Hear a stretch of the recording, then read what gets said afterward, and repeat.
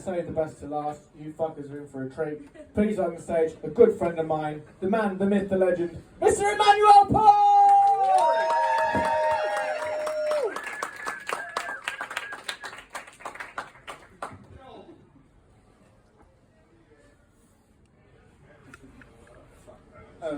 Yeah, I just want you to know I've been here the whole night. I've been at the back of the room just watching you all doing comedy. You know, if the police ask you.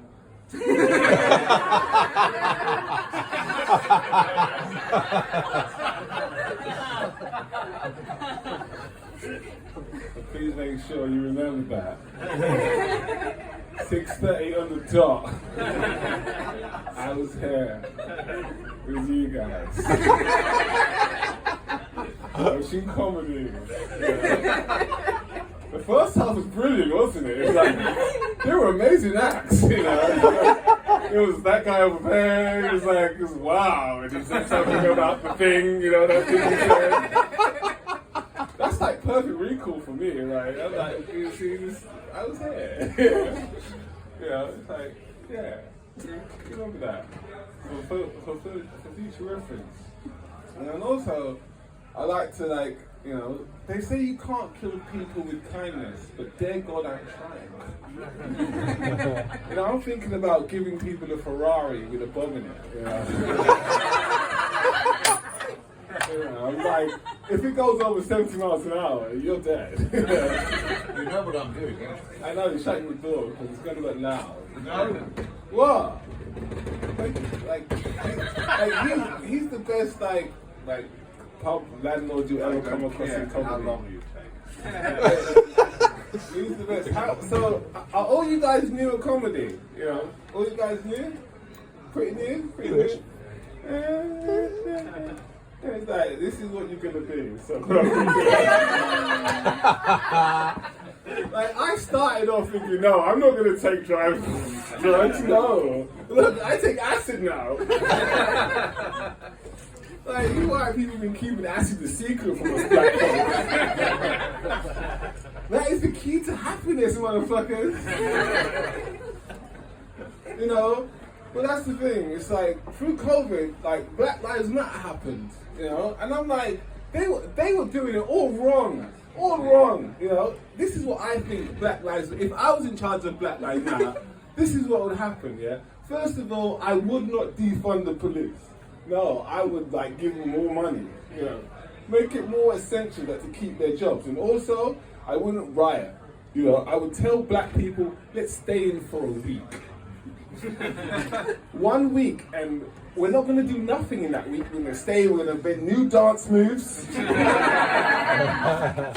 new rhythms, new beats, new funny catchphrases, and then you're going to realize, wow, we miss those black folks. Let's not care any more of them. Dear God, those dance moves are hard to copy. And those beats, man. See, I'm telling you, I would be the better out leader of Black Lives Matter. You know, I would be. You know, but I think too many drugs. You know? And the thing is, and you're probably wondering, where have I seen this guy before? Yeah, I work in the sexual health clinic. Hello. Yeah, some of you need to come back. Your results are in. I know you're shortly shrinking down like shit. Before you're like, yeah, I know this guy, he's funny. You're like, now you know me. Because the thing is, through the lockdown, yeah, it was crazy. I didn't have to queue for nothing. And then one day, yeah, I was queuing and then I walked out and the same guy who was at the front of the queue was there when I walked in. And then I dropped the bags and I suddenly had a big epiphany. I was like, oh my God, so this is what white privilege feels like. I was skipping all the queues, you know, and just jumping in front of everyone. The people are looking at me like, fuck the NHS. It's like, oh, I didn't give a shit because it was about to rain. You know, but I have a funny, this is what I kind of think what white privilege is. Let me just explain it to you so you can make sense of what I think it is, yeah? It's for example, if I go to a black nightclub, I'm an average dancer. Yeah. If I go to a white nightclub, I'm fucking amazing. Soon as I walk in there, all the white people look at me like, a black man, lead us in the way of dance. I will. You know, it's just amazing. Like, and also, like, when I'm on acid, I like to take spacewalks, you know, especially down the River Thames because the water is very soothing. And I walk past the Shard and I'm like, you know what? Someone needs to finish that building. And also, someone was talking about mental health earlier. I have mental health issues as well, but I'm kind of different, you know. I'm not like, oh, everyone would be better off without me. Yeah, I'm like, I'm better off without everyone else. You know, I would be happy to talk to no one and your blood's like all over the walls. That's the type of psycho I am. You know, you wonder why I'm single. But the thing is, I wonder why you're single. the thing is, like, I'm like being single. I'm picky, you know. I'm picky individual because I want to find someone who can multitask. You know, I'm looking for someone who can beatbox with my balls in their mouth. You know, I'm looking for someone who can really be on rhythm. You know, someone who's a big drum and bass fan. Because you're wondering, how did I come across this fetish? Well, I was at Carnival and I was sitting on a speaker and I was like, oh my god. This is the shit. Yes. Thank you. Thank you, American at the back. I really appreciate you.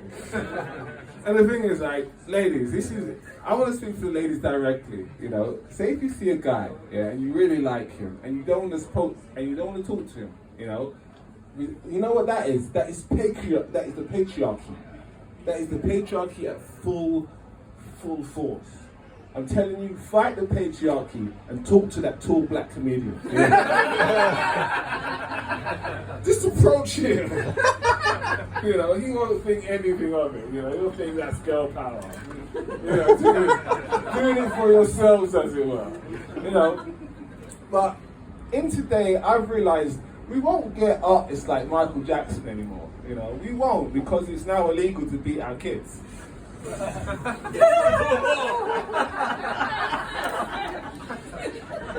know, come on, look how good Tina Turner was. Right? I'm saying this motivation, people. Motivation, because, like, my mum saw one of my sets, yeah, and she said to me, "Who writes your jokes?" You know, I took it two ways. It's either my jokes are too good for me to write, or my jokes are too bad for me to write. But I said to my mum, I'm insulted.